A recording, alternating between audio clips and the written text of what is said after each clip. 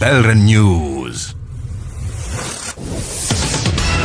Mafhungo. Rotshidzwa Maremba.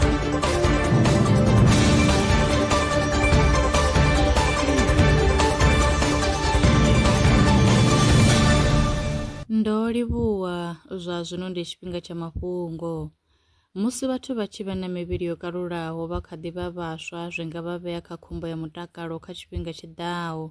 U nona zwi engedza khombo ya u lovha nga u ṱavhanya, nga maanḓa zwo vhangwa nga vhulwadze ha mbilu na vhulwadze ha swigiri. Ngudo yo gandiswaho kha dzhenala ya e-clinical medicine yo shumisa data ya vhathu vha fhiraho zwigidi zwa maḓana a rathi vha miṅwaha ya vhukati ya 17 na 40 u bva Sweden. Tsedzuluso yo rangwa phanḓa nga Lund University. Gomelelo ḽa ṅwaha wa 2023 na 2024 ngei kha ḽa Amazon ḽo vhanga mutsiko muhulwane kha miri. Vhorasaintsi vha ri ho vha na u tsela fhasi ha maṱari a re kha miri lu sathu vhonwa u bva tsha ṅwaha wa 1942. Ngudo unprecedented Amazonian rainforest damage during the 2023-2024 droughts yo gandiswa kha dzhenala ya Proceedings of the National Academy of Sciences. Tsedzuluso yo rangwa phanḓa nga Peking University kha ḽa China. A khou guma nga u rali mafhungo e nda vha farela one. Nṋe na vhone kha ri ṱangane mafhungoni tshifhingani tshiḓaho.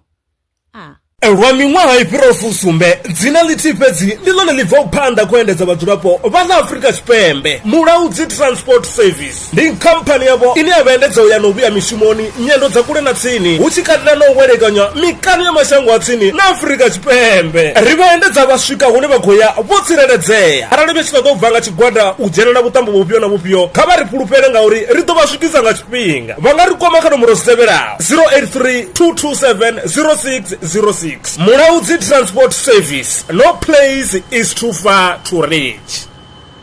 Zwino ri tshi khou amba vhanga vha sa ḓivhi uri masheleni a u tandulula thaidzo ine vha vha nayo vha ṱo a wana gai. Vha songo tsha ṱwa vha tshi rengwa nga ṱhoho lini. Belren Brands i hanefha tsini na vhone. Ri ḓo vha thusa u bva kha 500 u swika kha 4000 randa. Riṋe ri khou ṱoḓa tshiḽipi tsha muholo, khophi ya basa, 3 months bank statement na proof of residence. U bvapo tshelede i khou ṋamba ya dzheniswa nga murahu ha zwiminetse nyana. Kha vha rumele WhatsApp zwino 072 019 5843. Belren Brands ndi vha hadzimiswa masheleni vho ḓi ṅwaliselaho.